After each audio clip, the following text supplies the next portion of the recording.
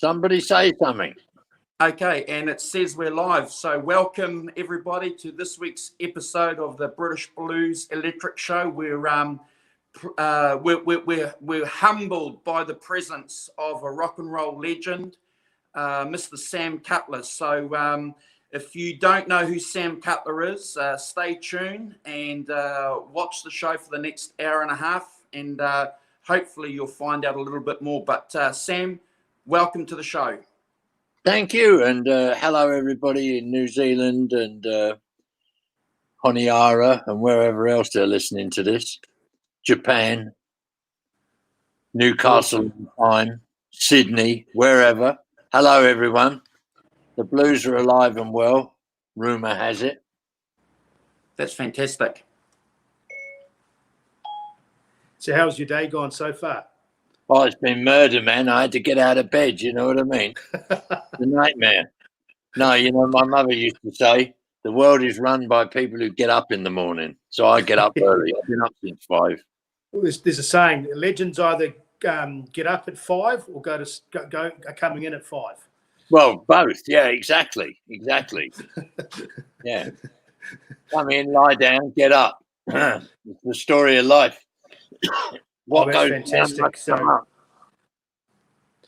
yeah, no, we're just, I would like to reiterate what Andrew said. We're just a couple of, obviously, rock and roll fans, blues fans, but we're a little bit different. We go above and beyond just the band. We really research the all the heroes and the legends and the people behind the scenes that makes this happen.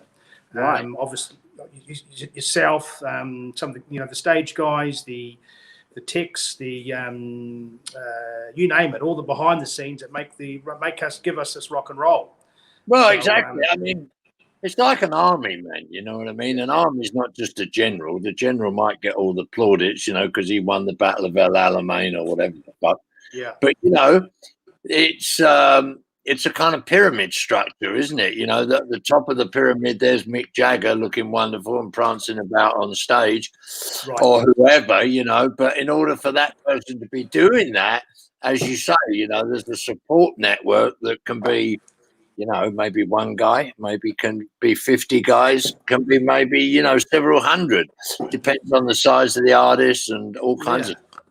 But when it all starts, let's not forget, it does all start off with the artist, the person, the musician, mastering the instrument. And I can remember, I knew Jimmy Page, and what Jimmy was 17, something like that, maybe 18. He was a killer guitar player, man, killer. And what you got to remember is, which a lot of people forget, is that every decent guitar player was basically at one stage in his life a very boring person that sat in his bedroom or his mum's living room or wherever and just mastered the art of playing, the harmonica or the guitar. And that was, for 10 hours a day, for weeks, months, maybe even years on end. So we talked about the other week, it's called 10,000 hours. Exactly. I played guitar since I was 8 years old, but I don't call myself a guitar player, a guitarist. To master the guitar is not like learning how to ride a bicycle. Once you've got it, you've done it. It's a continuing process that takes many, many years. So we should remember that. But one could also say, to become a good tour manager, become a great roadie, become an equipment manager, a lighting designer. All of these things take a lot of effort and a lot of love and care and attention. Yeah. So you brought up a good point. Obviously, Mick Jagger's a bit like, say, for example, the leading man, your Harrison Ford or your Leonardo DiCaprio, your Tom Cruise, and here's you, Spielberg, behind the scenes directing everything. Is that a fair analogy? Well, yes and no. The thing is that the music business is a cooperative endeavor. Of course, the camera, shines on or is directed at the one person and they occupy the limelight. But even Mick knows that, that it's a cooperative endeavour, that it's a kind of almost like a socialist thing, and whilst he might sit at the top of the pyramid, he relies on all kinds of people. I mean, he relies on people for his clothes, for a start. He relies on people for his makeup. He relies on people for his diet, because believe me, you can't. I mean, Mick's the same age as me, 77. You can't run around on fucking stage like that without eating properly. So he relies on people for his food. He relies on people for his exercise regime. He relies on Keith as his kind of musical partner, and Ronnie, you know what I mean, and Charlie. So yeah, it is completely a collaborative trip. It really is. And good on him for it, Yeah. You don't mind, obviously, we're familiar with you with the 69 tour, but could we go deeper into some of your roots, your music background? Whatever. Involved? Ask me any questions you like. I'll even answer questions about sex. How's that? My new book is going to be called Sex for the Over 80s. I'm thinking of launching it on Mick's 80th birthday. Nice. Well, talking about books, I think your book is certainly a rock and roll classic. It's an insight, and we're lucky to have that reference, because you go into some detail about the band, especially that 69 tour. But I just want to echo a little bit about what Carl just said. Your life is fascinating. I'm interested in the fact that you go to some lengths saying that you're not English, that you're Irish, that you're a gypsy, and that you're a Jew. And how does that relate to you being not British? Because I want to ask some more questions from that, if that's okay, as far as the rock and roll thing goes. Sure. Can you just tell us a bit about that? Yeah, I mean, British is like a construct, right? The concept British, right? I mean, the English destroyed Scotland virtually, destroyed Wales virtually, raped Ireland literally for hundreds of years. This has been going on, and then they invented this thing called Britain, rather like they invented this thing called the Commonwealth to distinguish itself, from the Empire. The Empire was the British raping the world, right? The Commonwealth has nothing common about the wealth. You know what I mean? It's still what's the United Kingdom then? Good fucking question. What is it? It ain't united. The Scots want to leave it. The Welsh are just fed up with it. Yeah. You know what I mean? These are all constructs, man, designed to disguise the fact that the greatest, dirtiest pirates in the history of the last 200 years have been the English, not the British, the English. I had a Spanish girlfriend, right? She just to digress a moment here. I had a Spanish girlfriend. She wanted to go to London. Her dream was to go to London and ride on one of those double-decker buses which she'd seen. That'd be amazing, and go on the English subway. So it was at the height of the fucking battle for the Falklands, which aren't the Falklands. The name of the Falklands is actually Las Malvinas in Spanish, right? So we get to London and we get out of the tube in, I don't know, it was Oxford Circus or somewhere. So she pulls out this big fucking black marker pen and writes on this fucking poster in front of all the cameras. She writes, Los ingleses son piratas sucios. Los Malvinas son argentinos. The English are filthy pirates. The Malvinas are Argentinian. Well, of course it's true. And I went, for fuck's sake, Nuria, stop doing that. You're on camera. We're going to get arrested, whatever. The fact of the matter is, of course, there are many things about England that I love. I was raised in London. I'm a Londoner. I can't help being a Londoner, even if we call it London Stan nowadays. Nonetheless, I am a Londoner and I support Chelsea Football Club and all that. But, I don't particularly what's the word? I mean, I've been in Australia for 22 years. I don't Wow. particularly identify myself as any particular person. I am an Australian. There's many parts of being an Australian which I love, but I like to think of myself, and it's a bit of a kind of it's a bit silly, but nonetheless, this is how I like to think of myself, as a kind of citizen of the world rather than a person that's totally attached to one place, right? Yeah. Sure. So that's about the strength of it, mate. I was raised in London. My family were all bombed to fuck in the Second World War. You know what I mean? I was an orphan from the war. I was adopted by people who were good people, but they didn't have a fucking clue. They were communists, the people who adopted me. I'm far to the left of communism. I'm certainly not a communist. And if somebody like me that had, tried to live in a communist society, they'd take me around the back and shoot me. No question. But with age theoretically comes wisdom, and I've had a wonderful life, But I mean, when I look at my own life, obviously, people tell you, "Oh, you've had such a fantastic life. You had such an amazing life."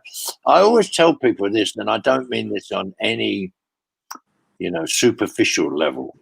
If you talk to people, ordinary people, it don't matter who the fuck they are, whoever it is. If you talk to a person, you get into that person's life, see what happened to them, whether they're 16 years old or whether they're fucking 106 years old. It's extraordinary. Everybody's life is actually quite extraordinary. What's happened to them, how they've dealt with things successfully or unsuccessfully. And I mean, so I just see my life as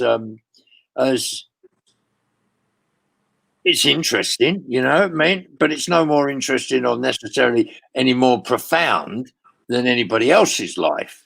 I mean, my being in the music business was a part of my life when I was young and foolish.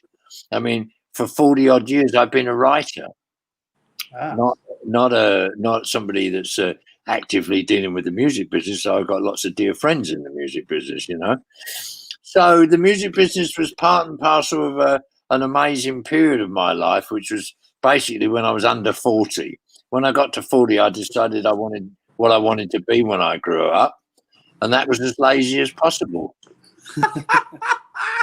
And here I am at 77. It all seems to have worked out quite well. I've had 5 cancers and 4 wives. I've got 2 kids who are both grown up men, One's a philosopher, the other's a journalist. So it's all good, man. Yeah, it's all good. That's great. That's a And testimony. I just bought a motorcycle. So I'm a happy bunny. And I passed my test yesterday, So I've got a Harley Davidson trike, beauty. Awesome. And life is good. I'm going to put my bike on a boat and bring it to New Zealand and come and do a tour of New Zealand. Come and see us. Come and see us when you do. Definitely. Absolutely.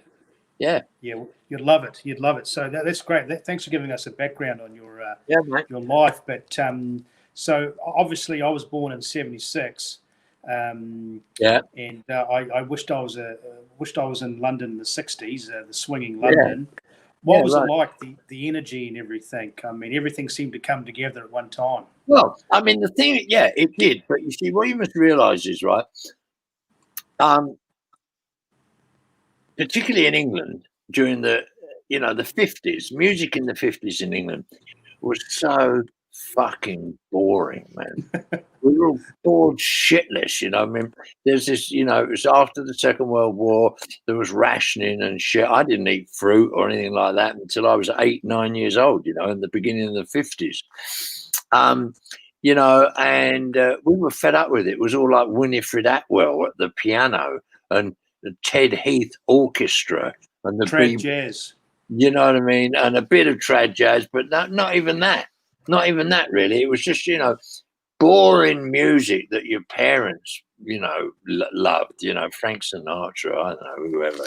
So rock and roll came along and kind of saved the day, man. It was like, wow, finally, we can get away from that shit. So, of course, as you say, I mean, it was preceded by traditional jazz. And the beautiful thing about traditional jazz was that the traditional jazz bands brought black artists from America that were blues artists, to England. So, I mean, I saw Big Bill Broonzy, right, in England. And I saw Sonny Terry and Brownie McGee. And this was like quite, totally like, revolutionary, man. And they were, basically they were put on between the sets that Chris Barber's jazz band did, or Humphrey Littleton, And so, these were the first kind of openings to basically what was Black American culture, and it had an absolutely, of course, profound effect on English musicians, young guys, people of my age. We all loved it. It was like, this was so radically different. And I should say, right, which was a very important thing, it was so radically authentic. The thing about the blues that absolutely rang true to English people in London of my age, was the fact that it was authentic. It was real. It was sung by people who'd experienced hard shit, people who were black and being oppressed and are still oppressed to this fucking day.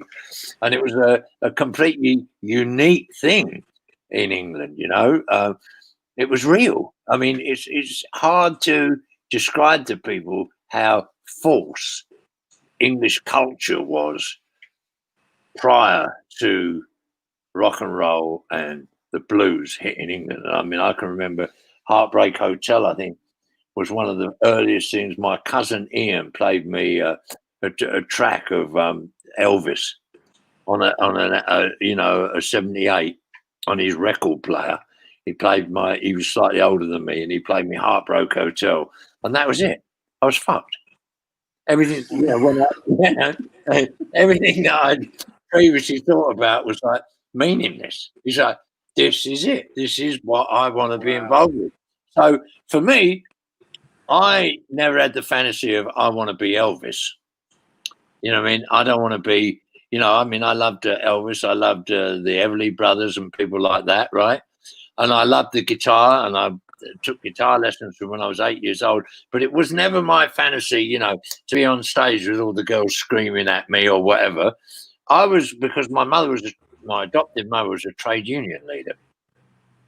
And she always used to say this great thing: anyone can attack Russia, but if you want to attack Russia, you better have a good plan. Sure. I was interested in planning how to, when I first started looking at rock and roll shit, I was like, well, how does this work? Who decides what songs are going to be sung? Who decides what they're going to wear? Who decides what time they're going to go on stage? Who decides how much the ticket money is? Who decides, about sound, light, blah, blah, all these things?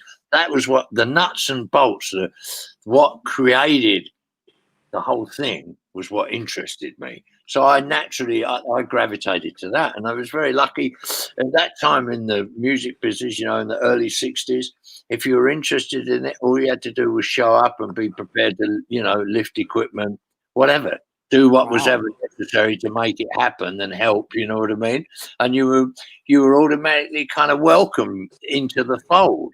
And that's what happened with me. I set out to learn, how sound works, what a back line is, how you put up a drum kit, what's involved with drum kit, what's a better drum kit than that drum kit, blah, blah, blah, blah, all these different things. And, develop the skills that are necessary to being a tour manager.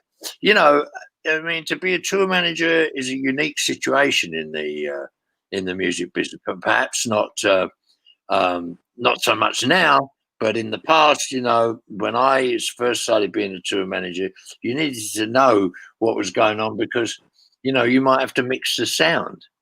Sure. You might have to plug the equipment in. Who knows? It depends. Somebody hadn't shown up, which frequently happened because who knows why.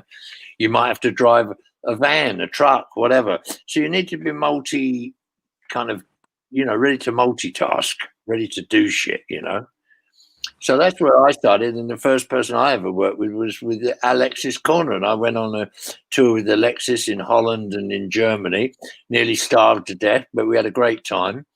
Yeah. And I carried the second guitar, he carried a guitar, and I carried a guitar and an amp, and we went all around, and yeah, you know what I mean. That's where you learn. You learn the nuts and bolts of it all. And Alexis Corner was obviously a father figure in the early British blues scene. He was Definitely at the slide, and it's Cyril Davies on the harp, and a young 18-year-old Charlie Watts was in the mix, and then Chris Barber, and then all of a sudden you had Eric Clapton's 17. And sorry, So I was going to say Alexis played banjo and guitar with Chris Barber's band. Wow. And Alexis was actually Greek. Oh, is that right? Wow. Yeah, wow, he was Greek. Yeah, man. Yeah. And Giorgio Gomiski was he Polish or? Oh yeah, one of the, somewhere east of Berlin. Gomelski. Yeah, London was a melting pot, of course. European melting pot. It always has been. Now it's a world melting pot. People come from all over the world. But considering London being the biggest city, the music scene was relatively quite small but very talented. Is that right? Especially the blues scene? Yeah, very small, very small. Everybody knew everybody. Yeah, man. And people used to hang out at the same clubs and the same pubs. Yeah, of course. But it's the same in every. That you could say the same about the San Francisco music. I think it was Jimmy Page and Jeff Beck, and I think it was Ron Wood, all lived within a mile of each other growing up. Well, they all lived on the west side of London, like in Chelsea or Fulham. Yeah, and so did the Stones, for that matter. You know what I mean? Everybody knew everybody else. You know what I mean? It was like an incestuous little scene. But you could say the same thing, I'm sure, about the music scene in Auckland in the 70s. Yeah, correct. You know what I mean? It's a tiny little scene, and people played for their own friends and people of their own age.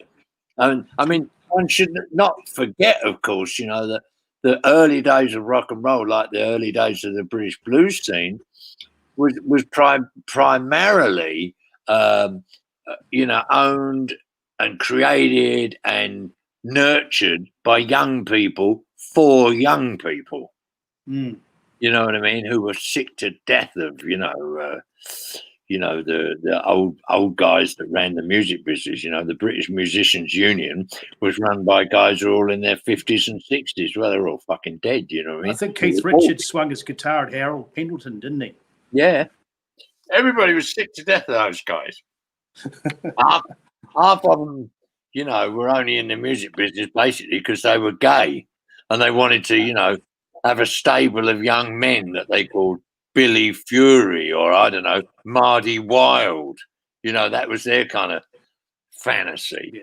Well, Mick Jagger said a really interesting thing on that famous documentary 25 by 5. He said, and echoing what you basically said about the start about the boring 50s scene, bar obviously the giants like Elvis, Little Richard, and Fats Domino, that sort of thing, Jerry Lee Lewis. But in order to make it, all you needed was a really nice haircut. Your Billy Fury, your Frankie Avalon, your Del Shannon. Who was the other guy? The late 50s, the Frank Sinatra types. Yeah. Bubblegum music, as we call it. Well, it was all. It was, I guess the word is superficial. Yeah. There's no real depth to it, see. And what young people looked for then and still look for today, and it's part of being young, is like authenticity, man. Energy. They want shit that's real. Hey, Sam, just before we continue, and I know that Carl's got an interesting set of questions for you. Can we just do a couple of shout outs? There's some people in the chat that want to say g'day to you. So if I can go through that, please. Do whatever you want. Just hold on. Amy says hello. Arvin Gaunt, who's a regular viewer of our show, says hi.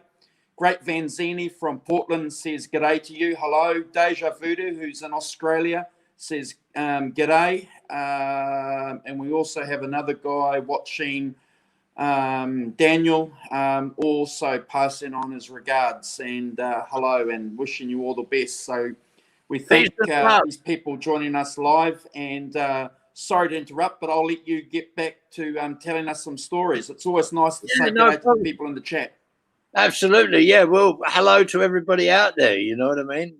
Absolutely, and we'll try not to bore the pants off you, unless you're a girl, and then we'll try and get them off you anyway. Shut up, Sam. Anyway, there you go. Still got it. Still got it, mate. Still want it. Fuck, you know what I mean? Whatever. There's only 2 things in life that really matter. Well, 3 things maybe. No, maybe 6 things. Well, hang on. Anyway, you know. Sex, motorcycles, and music. What else is there? I love it. Sounds like you'd get on well with a guy called Lemmy. Yeah. He's an old mate of mine, bless him. Yeah. Fucking lunatic. That's fascinating. I like I said, I was immersed with that. I kind of lived vicariously through the records and the books of that early swinging England London scene. Keith Richards basically said when that needle dropped on that Johnny Be Good, Chuck Berry, he knew what he wanted to do. Like so many of those English musicians, the needle dropped, the pin dropped, the door opened, everything was history. Exactly. Exactly. Yeah. Of course. I mean, that's what everyone was looking for. I don't know what everyone was looking for. Everyone was ready for, first off, something new. Secondly, something real. Yeah. Authentic. Real, you know, and also people were looking for a good time, man. You know, post-war England was fucking nightmare. Post-war Europe was, you know, man. Well, look at you can see it. The black and white suit, the black and white TV, the black cars, the conservative base, the Tories, the grey. The whole thing was grey. The warm, tepid beer, the bangers and mash, the cups of tea, which I don't mind that stuff, but there's more to life than that, and newspaper and gossip. I mean, let's get rocking and rolling, eh? Yep. Well, I mean, yeah, I mean, let's get moving. The rock and roll's about movement.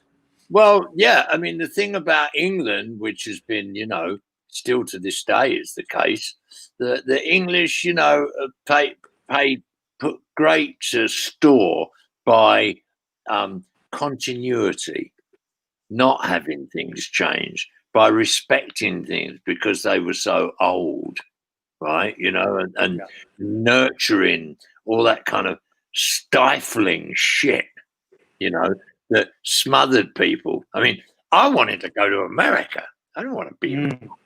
I wanted to leave England. I left home school in England when I was 15, man. I wanted to get out of there and discover the world. And most of the people that got into the blues scene and the rock and roll scene were of a like mind. They saw rock and roll and blues, you know, and that whole thing as an opportunity to leave the place before it sank. No, I can imagine. But so that music was like, even though blues, we think of clouds and rain, the rock and roll was like sunshine. It was like Chuck Berry spoke about the promised land, and back in the USA, we would. I mean, Keith Richards, their soundtrack of their life, was the lyrics of these songs. You know, they wanted to go to the promised land. You know, they wanted to touch down in LA and go to St. Louis. And I mean, Route 66, the first song off their first album, pretty much tells the story, doesn't it?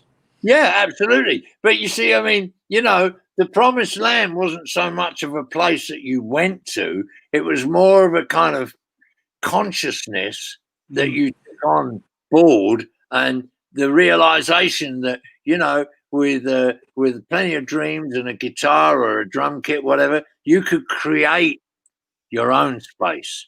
You didn't have to go and work for the post office for the next 65 fucking years or whatever. You know what I mean? You didn't have to be a bus driver. I mean, you know, what's his name in Led Zeppelin? The lead vocalist of Led Zeppelin, right? Robert Planty. He was a fucking plumber. Wow. Oh, no, got it wrong. What's his name in The Who? Daltrey. No, Roger. He was a plumber. A lot of those guys had very much working class backgrounds, didn't they? Yeah, very much so. Very much so. And I mean, so the desire to leave, the desire to create your own fantasies, the art school scene. You know, was like no, if you couldn't go to university because you couldn't afford it, or you weren't smart enough, or whatever, or it didn't, you didn't want to be a doctor or a vet, and you had like, some creative skills. You could paint like a Ronnie Wood or people like that. Or they went to art school, and art schools were hotbeds of alternative music, alternative painting, alternative lifestyles. Yeah, and drugs. One shouldn't underestimate the fact that for a few years there, maybe 3 years, LSD was legal in England, because nobody even knew what it was, but fucking students knew what it was. So I think it was initially an experiment from the US government for men with low libidos. Is that right? To try out. Well, I mean, initially, LSD was discovered, famously, by a scientist that was investigating the ergotamines, right? And that was in 1943, the year I was born, actually. Right, so that was Hoffman, right, in Switzerland. But then, any reasonably, I'm trying to think of the word. Hold on, I'm having an Alzheimer's moment. Any reasonably competent chemist, like at a postgraduate level, could make acid. So in England, they were making acid all over England. They were making it in the University of Sussex at Brighton, Manchester University, Liverpool University, universities in London, because all these universities had laboratories, and wasn't that difficult to make it. So there was a magic 2-3 years, where everyone was taking acid. The English had no idea of what it was. I mean, the English, bless them, do have a long tradition of putting up with eccentric people, shall we say. So, just because you're walking around in multicolored clothing and, having rampant sex with everything that moved, that didn't particularly faze the English. The aristocracy have been doing that for years. So, there was quite a magic time, 65, 66, 67, of people being able to behave quite outrageously in a kind of gentle way. You know what I mean? Not a very challenging way for other people, but people did have a lot of fun, and so it was a magic time. All of that stuff kind of came together. The desire for a new, more interesting music, the desire for alternative lifestyles, the desire to get away from London and go live in a rural area, you know what I mean, and not be so London centric. Let's go live in Wales. Let's go live in Ireland. Let's go up to Scotland and buy a piece of land, whatever. All these different things all coalesced around, between 1963 and like 1968, in that 5-year period. Well, it's fascinating because these guys are these guys like yourself, Jimmy Page, you have Keith Richards living in Redlands, young guys in the early 20s living in big houses. Hey, you know what I mean? You weren't going to go buy a big house, were you, if you were going to be a carpenter or a plumber? No. You'd be lucky to be able to afford to buy a few beers. You know what I mean? So there was that element too. People realised that if they were successful as musicians, they could make a fat living. Yeah. So getting back to the early 60s, so obviously you were helping cutting your teeth and learning your craft about the music industry. It must have been exciting watching these guys just blossom and Yeah, it was interesting. I mean, it was interesting, exciting, but I mean, it was hard work. I worked hard. I ran a place, there was a lot of people thought that music should be free. You shouldn't have to pay for it. So I ran a place in Notting Hill for quite a long time where it was free. So musicians came and played for free. Alexis was central to it. Charlie Watts used to come down and play there. Jimmy Page came and played there. All kinds of different people. People from Sid played there from the Floyd. Nicky Mason played drums there. They came down and people jammed, and you came in, and at the entrance you paid some money, whatever you could afford. If you couldn't afford anything, you came in anyway. So it was a beautiful scene for a while there, you know. And the other thing about that period, right, which was amazing, really, was that if you wanted, you know, everyone was getting high.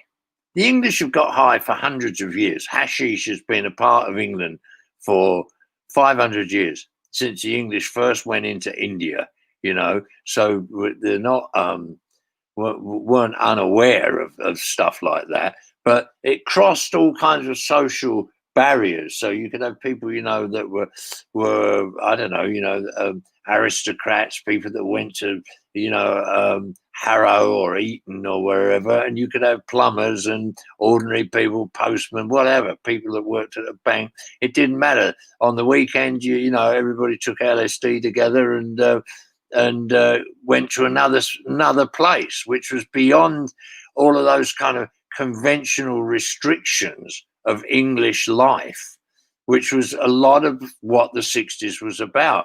A lot of what the 60s was about exploration, musical exploration, which is where the blues came in, you know, because it was a new form, at least to, you know, English ears.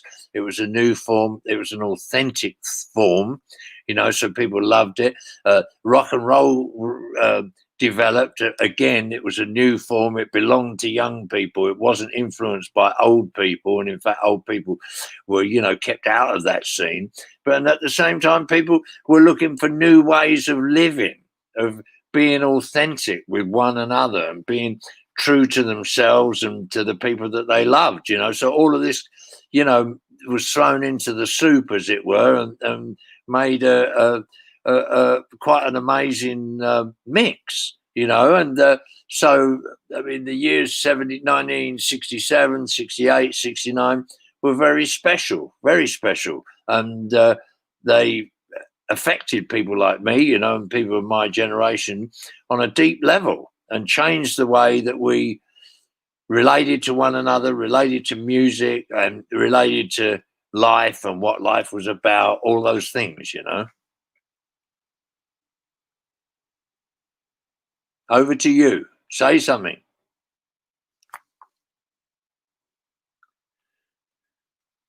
I can't hear you. Can you hear me?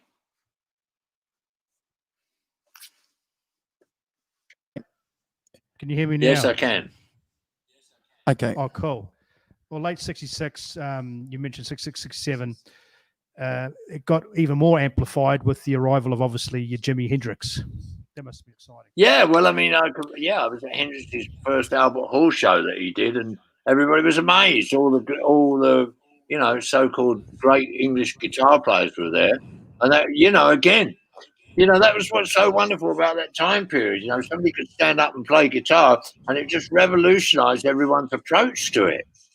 Yeah. It's just like they heard Big Bill Broonzy, or they heard you know, other people, you know, like, you know, amazing guitar. I mean, Sonny Terry and Brownie McGhee. Brownie McGhee was an unreal guitar player, man. You know, people like that turned people on to different ways of playing the guitar. You know, Hendrix came along, and everybody was like, "Wow, yeah!" All of a sudden, you know, the electric guitar went to another level.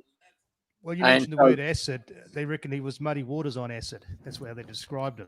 Yeah, well, probably so. You know, I mean, a very dear friend of mine, he's dead now. He made, you know, Purple Haze, which Jimi Hendrix wrote about. You know, Hendrix took acid and wrote, you know, Purple Haze. Is it a special brew of something, is it? Purple Haze was a kind of LSD, yeah. Ah. Yeah. You know, one of my favorite guitar solos is a song called Stars That Play with Laughing Sam's Dice. STPLSD. Yeah, right. Yeah. Well, secret code, Sam. Yeah, man, exactly. But drugs, of course, you know, drugs have played a central role in the creative process, you know, long before the 60s, of course. You know, I mean, opium was playing a central role in the creative process, you know, several thousand years ago. So we have to be careful about, you know, each generation thinks that they, that they invented the motor car or the plow or whatever. You know what I mean? So one needs to be a bit careful about that. But I think there's no question about that. That my generation, the generation that embraced the blues and rock and roll. Also, it should be remembered that we lived with the threat of nuclear annihilation. For the first time, the whole world was threatened by a weapons system. Before, a weapons system was killed, millions of people in the First World War or the Second World War. Now we had a system that could, end up wiping out the whole fucking human race. So that led to a different kind of consciousness. And I think that played a part, on maybe a direct level, but also on a, maybe on a kind of like subliminal level, we didn't think much of a society that had managed to produce something that could wipe out the whole fucking human race. So people wanted to think about, well, what are the alternatives to that? What can we come up with that's better than that? Yeah. So what they came up with was the kind of form of, primitive communalism. So people went off to Wales and they all bought teepees and got teepees together and lived in like teepee communities, tents, you know what I mean? Or they, bought land together in Ireland or in Scotland because it was cheap and tried to be, like a back to the land movement. All kinds you of bring up an interesting point because we've talked about so far, obviously, the Stones, Jimi Hendrix, but the Beatles and the All You Need Is Love movement and the Mariachi in India and exploring different, not necessarily cosmos, but a different culture or a language or a country. And I like what you said before because I'm big on we are a human race, but it was almost like England was confined to being landlocked around all that water. Yeah. Well, you see, the one thing that, that you can't put in prison is people's imaginations. Yeah. So this was a great imaginative period, Imagine all the people living in the world, Lennon's song, imagine, people were imagining, people were imagining and going, well, let's try and imagine a better way of living. Let's try and imagine a musical form that reflects the kind of consciousness that's going on in the world, So, which led to the Pink Floyd, to the Grateful Dead in America, the Doors, to Jefferson Airplane, all those things, they all, contributed to the mix.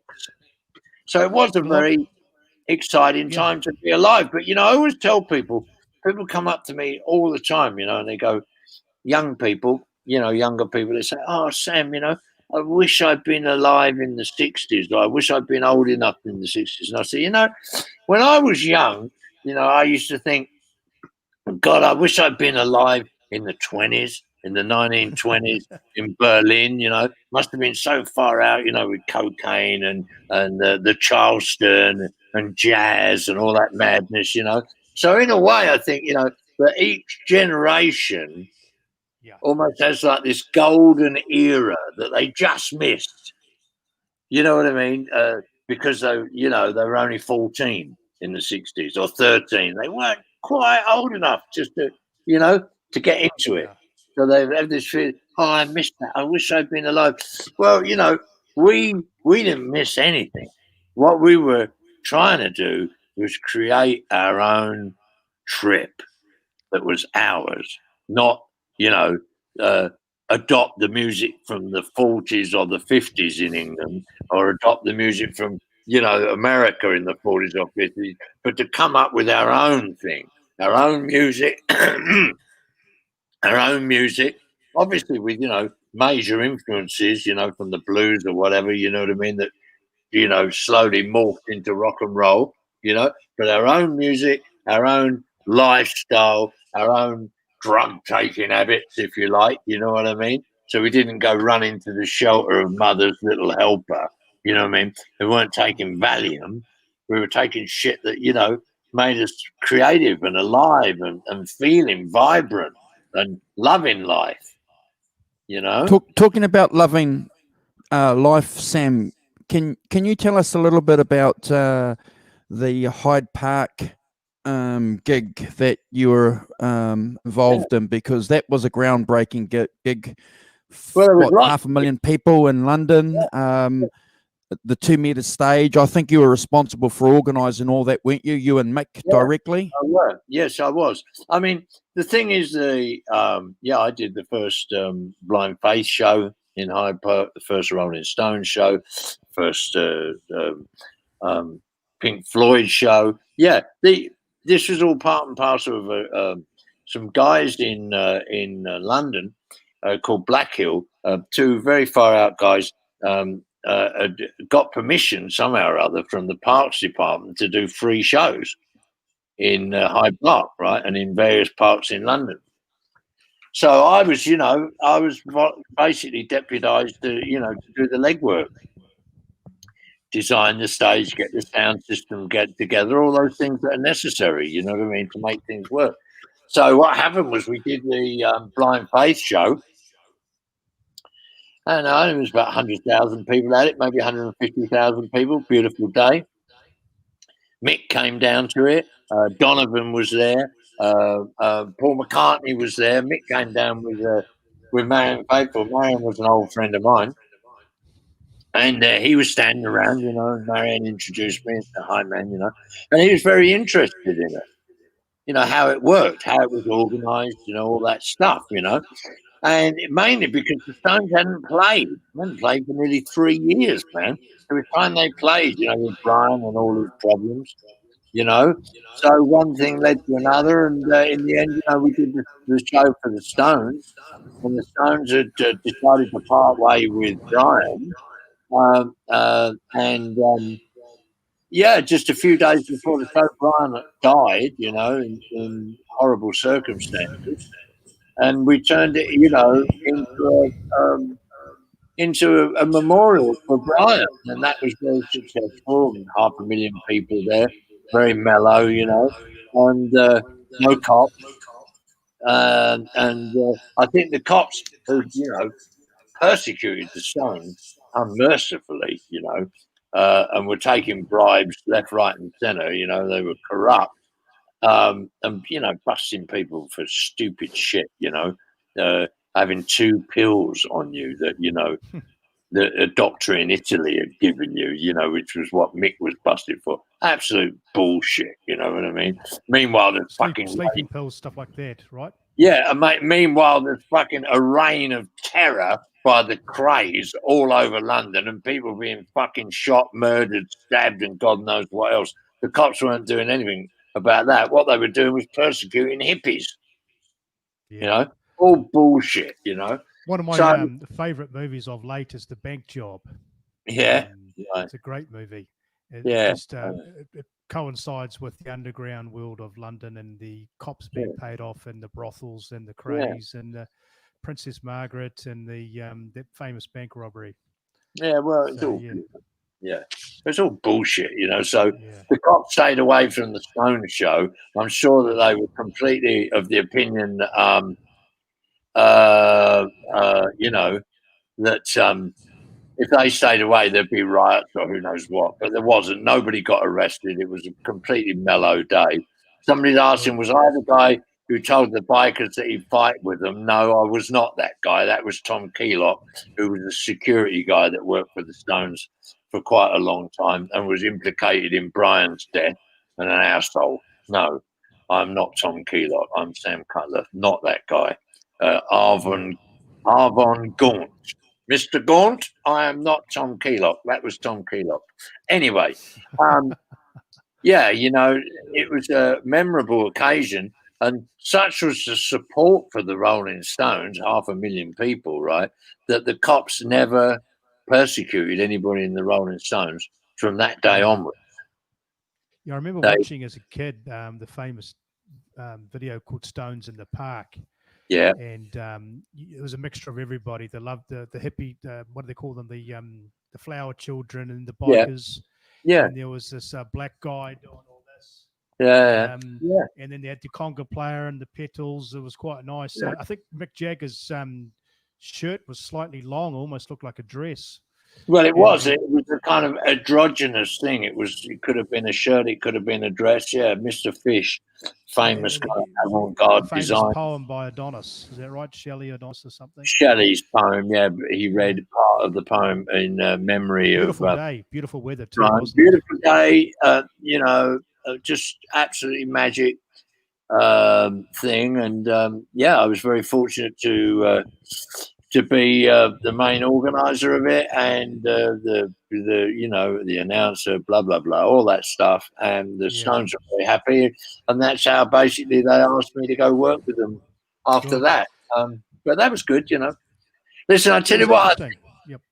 I don't know how long this will last, but when it gets to live and it says 60 minutes, believe it or not, I'm going to have to go to the toilet. No problem. Just because, I'm of a certain age where having drank.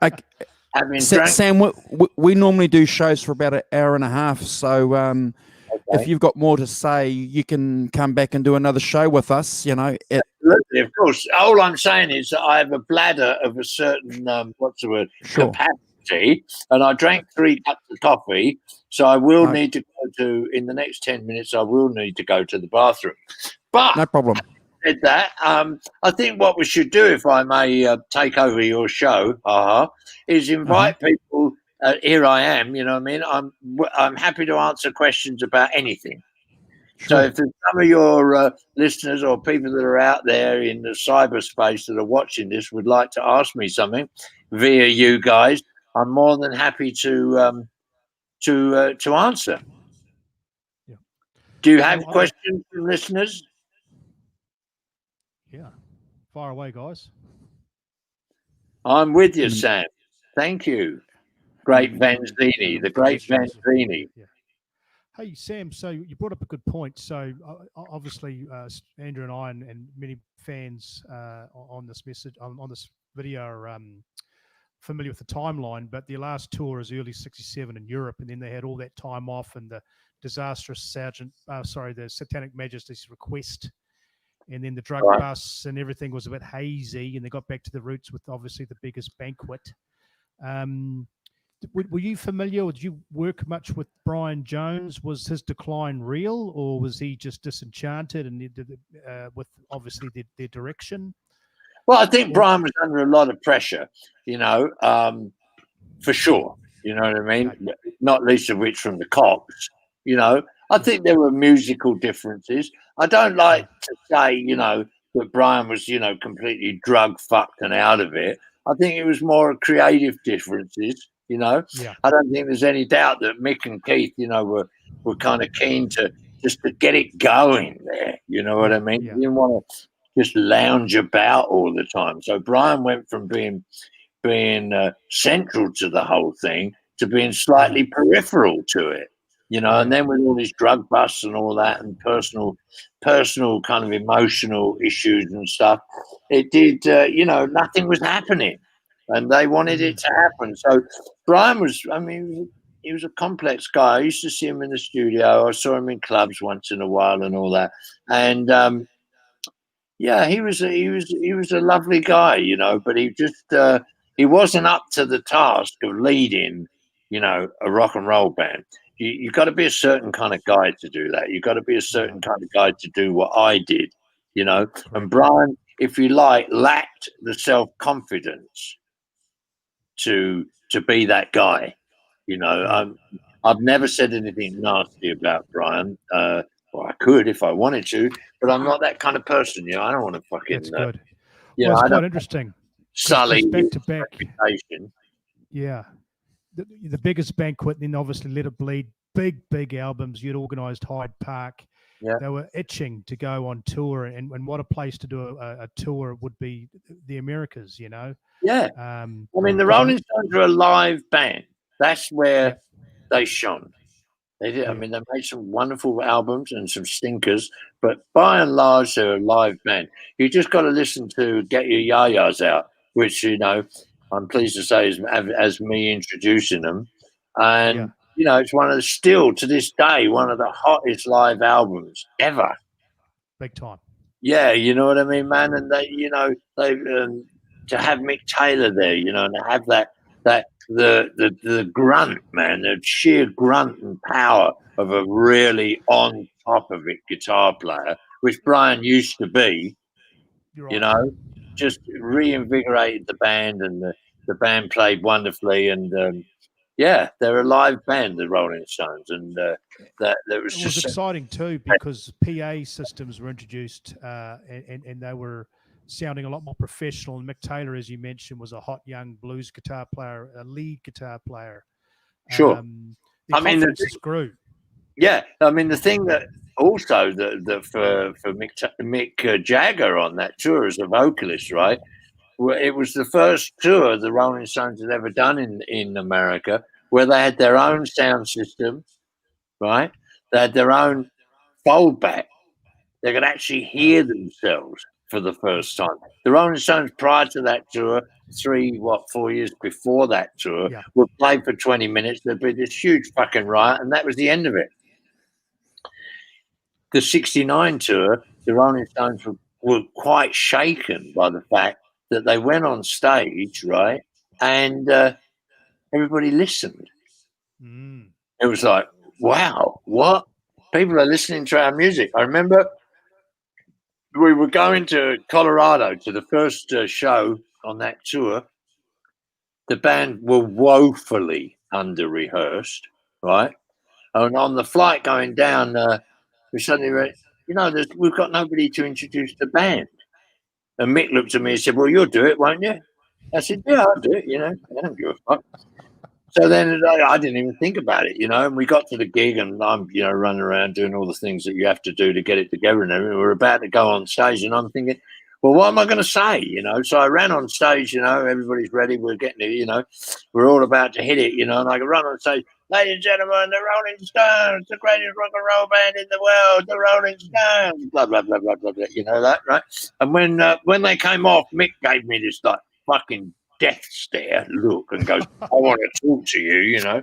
All right, so we go in the dressing room, just me and him. He says, don't fucking call us the greatest rock and roll band in the world, man. That's really embarrassing. So I looked at him and said, well, either you fucking are or you ain't. You know what I mean? What's it to be, man? So they immediately went into a 2-week rehearsal to actually get the band together. And one of the great things about the Rolling Stones, which people forget, which is one of the great things about the blues in general, is that the Rolling Stones are a very human band. You know, you can feel them getting it together at a live show. They don't just come out, you know what I mean, like the fucking Beach Boys or whatever. I don't know, you know what I mean, the Eagles, and it's all like, no, Crosby, Stills and Nash, and it's all like note perfect and all together. No, it struggles to be born, and then it struggles to live. It's human, you know, and very real, just like the blues, you know. So you kind of experience that when you're in the audience. You can feel this band working hard to get it together. You can see Keith working with Charlie, you know what I mean? Absolutely. You know, it's a dynamic process. And when it's I love on, it's them. on. I mean, I'll tell you a funny story about the Rolling Stones, right? They came to Australia about 5 or 6 years ago, and I got a telephone call from Charlie. God knows how he got my phone number. God, phone rang, and I answered, you know, on my mobile like this, and he said, "Is this Sam Cutler?" A voice, English voice, said, "Is this Sam Cutler?" And I went, "Yeah." He said, "Oh, this is Charlie Watts." I went, "Fuck, Charlie! Hello, Charlie. What's going on?" So he goes, do you live in Perth? I said, no, I don't live in Perth. I live in Brisbane. He goes, oh, well, we're coming to Brisbane. Would you like to come to the show? Blah, blah, blah, blah, blah. Oh, yeah, I'd love to. Thank you very much for thinking of me, right? Blah, blah, blah, blah. So anyway, I've got 2 sons, right? One was 16, one was 14, right? And I said to him, listen, the Rolling Stones are coming to Brisbane, you know. Would you like to go to the show? You know, we've been invited to the show. My eldest son, cheeky bastard, he looks at me, he goes, the Rolling Stones? Grandma likes the Rolling Stones. Anyway, they came. We had a lovely time. You know what I mean? And the Stones were beautiful. I mean, the Stones. People forget that Mick. Okay, he's got 9 children, but Mick's a great father. He loves his kids. You know what I mean? And he cares about them. Keith's the same. You know, they're not half as wild as people imagine. Keith's a great parent. You know, and so's Mick. They were wonderful. A lot of it was image, wasn't it? A lot of it was image. I mean, you can't drink and drug and chase women every single day. I mean, I don't know about that. Hold on a sec. That's a bit extreme. I think you can. No, of course not. I mean, Stanley Booth in his book says that you were you had 10. You were doing it 10 times a day or something. Is that true?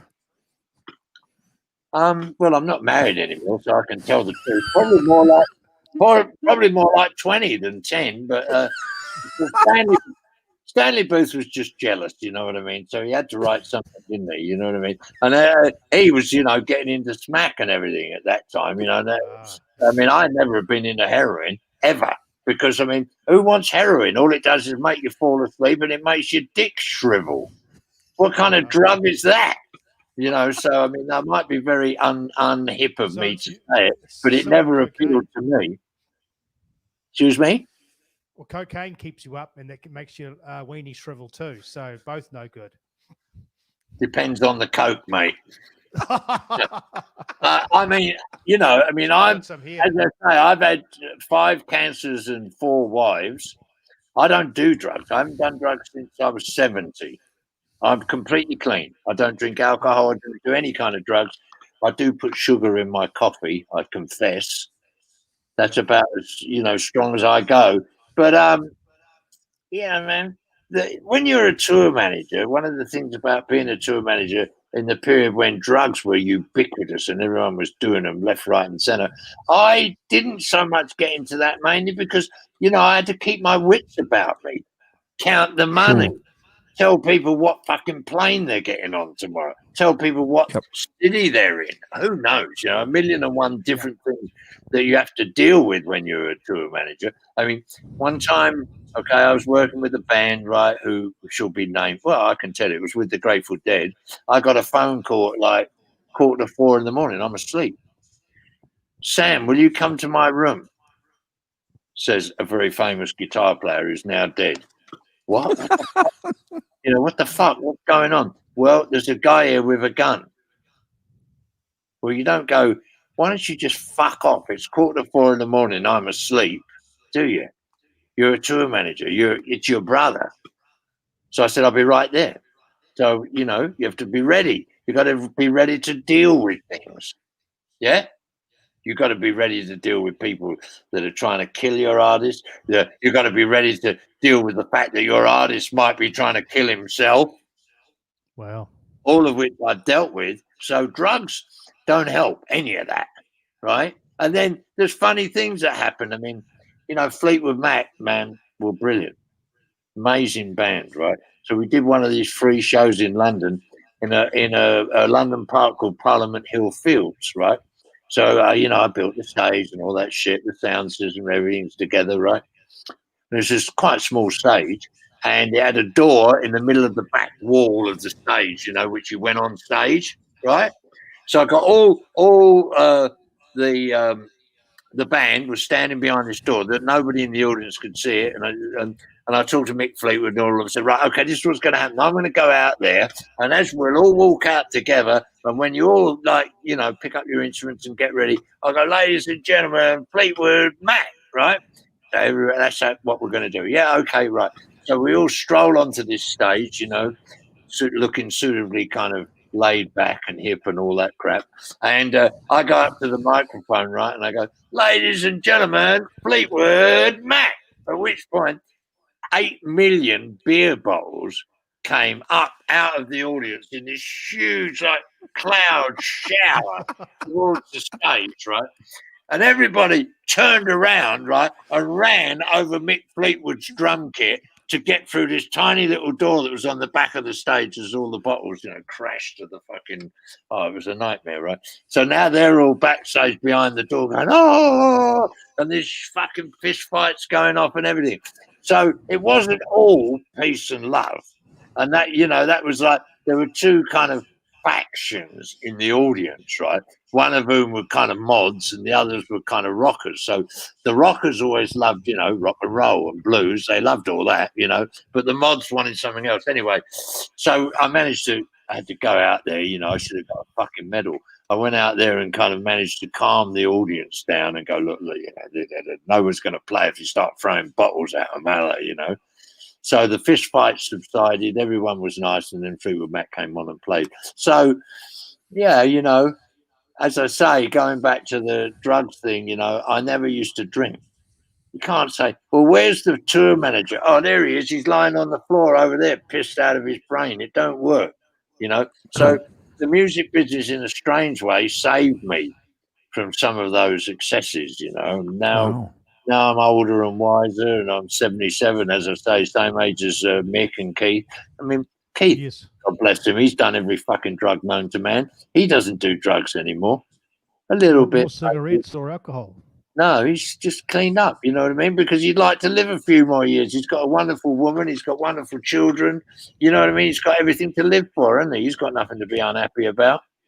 Yep. And anyway, that's all, They say, it is said, William Blake, the great English poet, said, the road of excess leads to the palace of wisdom. Wow. So here we are. We're lucky to, many of us, from the English blues scene of the 60s and 70s, are very fortunate to be alive, to have survived the madness. And here we are, happily ensconced in old age and still being disreputable, I'm pleased to say, and doing the best we can. So come on, ask me some interesting questions, all you millions of people that are watching this out there. I've got a question. In your biography, you talk about how you're flying to America and you've got Chrissy Shrimpton there, and she's telling you some stories about Mick Jagger. And you said in your book you won't tell anyone what those stories are. Can you tell us one of those stories? No, I can't. I'll tell you something also about being a tour manager. It's like working. You keep your mouth shut. Yeah, well, it's like working for the Queen of England, man. Certain things happen that you just don't talk about. Sure.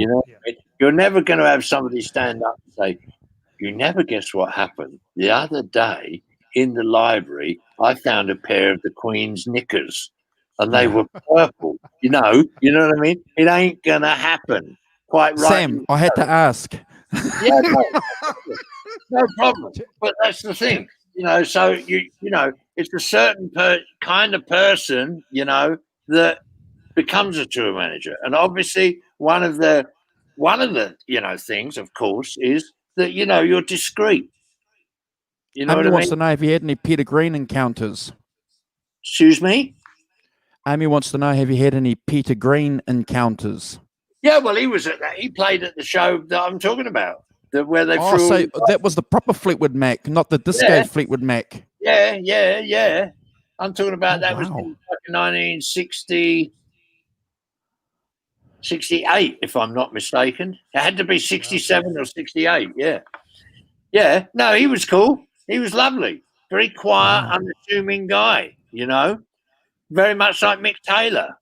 Not really, a great blues man and a great player, but not really suited for all the bullshit and razzmatazz of a major rock and roll band. Just like Sid from the Pink Floyd, certain people, and Brian for that matter, none of them really have that certain kind of brutal staying power that's necessary to survive in the music business. Well, you're going to get obviously you're going to get ripped off. You're going to have some songs that flunk. You're going to get the press going to love you one day and then write you off the next. You're going to get cop harassment. You're going to get a bad dose of something that the fans given you. There's all sorts. I mean, it's it is a brutal, demanding lifestyle. Apart from being in the eye of the media and the fans and all that, it's just exhausting. So, only certain people, live this long. The list of people that died at 27, as you know, is massive. Yeah, And speaking of the 27 club, I mean, obviously, Madison Square Garden was the height of that tour where they recorded it. You have that famous introduction. Everybody ready? Is everybody ready? Yeah. For the first time, the Rolling Stones, greatest rock and roll band, the Rolling Stones. You had the echo as well. It was great. Yeah, it was a great album. I mean, that album was a series. It was recorded in several places, Madison Square Garden, and it was also recorded actually in Boston, in the old Boston Gardens. Backstage, you had Jimi Hendrix just playing with the band, and he came by and hung out, and I threw Janice was drunk, and I had to throw her out of the of the dressing room, for which she never forgave me. We became dear friends later on, and Led Zeppelin. Well, they were old friends, man. I knew Jimmy. Jimmy Page was on the scene in London for long before Led Zeppelin came about. I mean, Jimmy was a young session musician. He used to walk in, and I mean, I was there one time. I can't remember for the life of me what the track was, but I was in some studio somewhere, and they played Jimmy the track, without the guitar part that needed a guitar part. He listened to it, went in the studio, played it. They gave him the money, and he left. And the whole thing took like 30 minutes. Wow! I mean, he did stuff. Yeah, he did a lot of stuff with the Stones, the Beatles, everybody. He played for and with everybody on all kinds of recording sessions. So he was hot, man. He was a hot player, and a lovely guy. He's a lovely guy to this day, and very special man. Very shy, they said. Very shy. Very quiet, very shy. Yeah, he came to my book launch in London and he hung out for about 4 hours. Loved the ladies. Yeah, loved it. Of course, we all do. Yeah. You know what I mean? Or you love the boys. It just depends on your taste, doesn't it? You know what I mean? Most of the rock and rollers that I know were into the ladies, but whatever, as long as it's not kids, I don't give a fuck what you're into, really. You know what I mean? And now, of course, it was always a big thing, that people hid the fact that they were gay in the 60s, let's say, but that changed and it's become much healthier. People are welcome to be whatever they want to be. As I say, don't interfere with the children and don't frighten the animals. That's about the two only rules, and of course, once certain people came out as gay, they all of a sudden, what we used to call the pink pound or the pink dollar was was born, as it were. They realized, hey, that gay people are I'm just talking about men at the moment, but gay men, were a market, a big market. So it wasn't, it wasn't as if you became a gay male artist and were shunned by people. The exact opposite, in fact, by confirming that you were gay, you were actually adopted by the gay community. And of course, that then extended to women, which I'm very pleased to say, you know what I mean? And women got the, obviously, were recognized if they wanted to be into, sapphic and be into girls. Well, what the fuck? Whose business is it anyway? You know what I mean? What I choose to do with my dick or my asshole has got nothing to do with anybody else. And the same for women. What they choose to do with their sexuality is their private choice.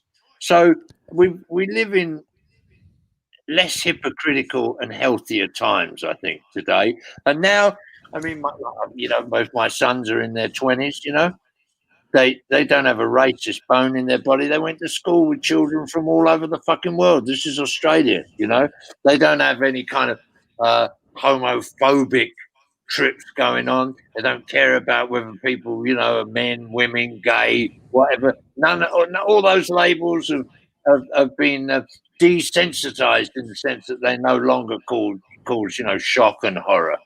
People just accept the right of everybody to live in the way in which they want to live, you know, which is well, it's a step forward, isn't it? We're getting there. Appreciate your elaboration on things there, Sam. Can I just ask you another question? So most people are aware that you are on the Rolling Stones record, the live album, doing the introduction, but perhaps a lot of people don't realise that you're on Let It Bleed as well. I am doing a famous little thing. Can you talk to us about that? Yeah, well, yeah, they were recording a version of a country honk, right? You know, honky tonk women, right? And they wanted to make it funky, you know. And we had a guy called Byron Berlin, amazing. He was playing the fiddle part, and Mick was like, they couldn't get it right. He was recording it in the studio. Mick was like, what we should do is play, you know, he should play the fiddle at the door of the recording studio so we kind of get a different sound, you know.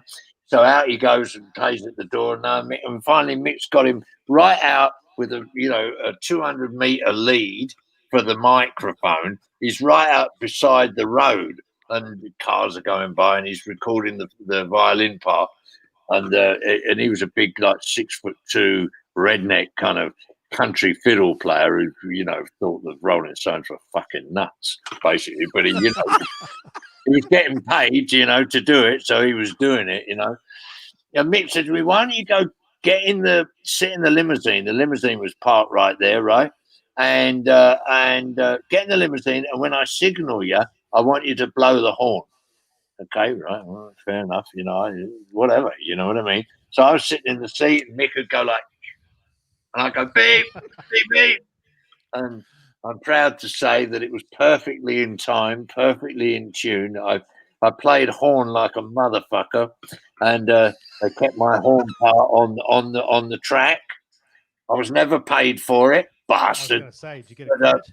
No, never got credit for horn playing, but there we are.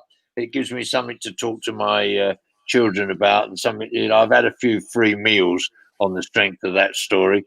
Bless them. No, I mean the Rolling Stones, bless them. They're a wonderful band. They've demonstrated to everybody that you can be old and play, just like the blues. See, what that was something that rock and roll learned from blues players. You know, you could play the blues, man. It didn't matter. You could be 70, you could be 30. Didn't matter. Did you have the soul? Did you have the feeling? Did you fucking say it like you meant it? Did it, you know, was it real? And if it was real, nobody gave a fuck how old you are. You know, we got blues players, man, who are in their 80s. You know, which is great. And the Rolling Stones themselves have become emblematic of how you can keep going here. I mean, what are the Rolling Stones going to do? Retire and live in their houses? They'll be bored shitless. They love to play. And who's to say you can't play when you're 100? Maybe I'd love to live to see that. Yes. Well, every tour, the journalists would ask, because this is the last one, you're getting older, guys. And this was as early as 72, and it's the Some Girls tour is 78. They said, you know, we've got the punk movement now. You kind of, you're dinosaurs. And they come back with the Some Girls album. They're still doing it. Still doing it. I mean, Dylan's 79. He's still doing it. Buddy Guy is in his 80s. Yeah.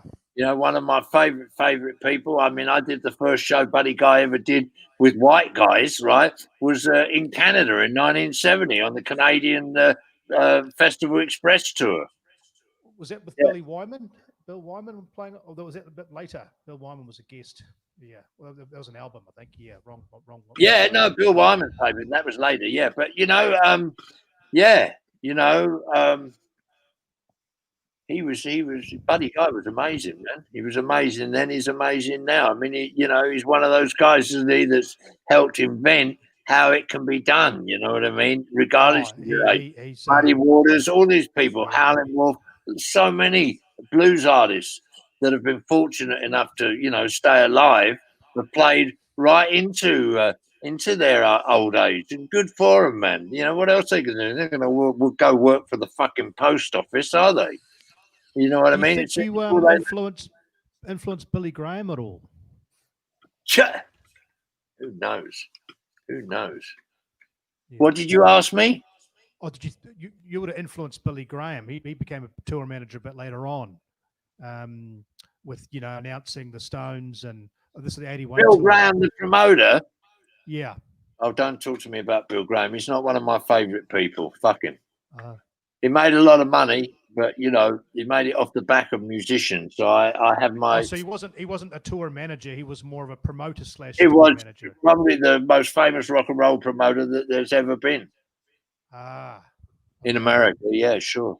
But yeah, he had the Fillmore East, the Fillmore West, and he did he did lots of wonderful things with the music business, not least of which he showed that, that music, rock and roll music should be produced, professionally with wonderful sound and lights and all that, and in a decent environment, etc., etc., etc. My arguments with Bill Graham are too obscure for us to go into here, but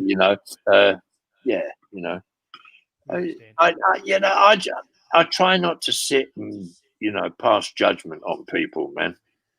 It's easy to do, you can sit there and go, well, he was an asshole, she was a cunt, she was this, he was that. I try not to do that. Try and think good about all people, say good things about them. Try and be nice. Disagree. Yeah, try and be nice to people and try and be nice about people. Life is short, man. Yeah. I'm sure there's people out there that go, oh, that's Sam Cutler. What a prick. Oh my God. Whatever. You know what I mean? Hey, by the way, you look great. You look great. I look even better with my clothes off, but don't. Listen, I'm sitting here with my legs crossed. If I don't go to the toilet very soon, I'm going to wet myself. So I'm going to go to the toilet. I'd like just to say this to people out there. I've been a writer for many, many years, and I didn't want the first book that I ever published to be a book about the music business, but my publishers constantly say, oh, no, it's got to be about music. It's got to be about music, right? So Jerry Garcia from the Grateful Dead, who was a wonderful guitar player, bless him, and very kind to me, and I was privileged to be his manager and tour manager and God knows what else. His one thing he used to say to me was, keep it real. So I read hundreds of books about the music business, and so many of them are full of shit. I had an orgy in my hotel room, or I did these drugs and I did those drugs. How boring is that? So I wanted to write a book about the music business that was real. Yep. On the basis of one of the things that I think is very important is to keep it real. So I did. It's called You Can't Always Get What You Want. Please go out there and buy 500. Fantastic book. I need the money. And no, I'm just kidding. Enjoy the book if you get a chance to come across it. It's still published. And thank you very much for having me on your show. I've been in New Zealand. I did a book tour in New Zealand a few years ago. I love New Zealand. I just bought a trike. I'm very lucky, a Harley Davidson trike, 3-wheeler. And I'm looking into when this fucking COVID-19 bullshit is all finished, I'm looking to put my bike on the boat, bring it to New Zealand and do a tour of New Zealand. So hopefully we'll all meet up then and we'll have some fun together. Thank you very much for your show. Come and see us, Sam. Yeah, just make sure you turn the heat up a bit when I get there. It was fucking freezing when I was there last time. So it'll be a bit cold on a bike, but I shall come in the summer. Okay, Sam, before you shoot off, just let Carl and I say thank you. And to the people in the chat, if anybody has enjoyed this show, please share this show on social media and get your friends to buy Sam's book. I've just read it. It's fantastic. It's available on Kindle and print, like Sam was saying. Thank you, Sam. You're a legend. All right, mate. Send me a link so I can post a link to this, please, on my Facebook page, because lots of people will love to see it, and I'd appreciate it. No problem, Sam. Thank you for your time. All right, God guys. bless you. onwards and upwards. And as Yes, my sir. mother used to say, don't bother God and he won't bother you. Okay. Love you. Till next time. Till next time. See you guys. Thank you. All right. Thank you.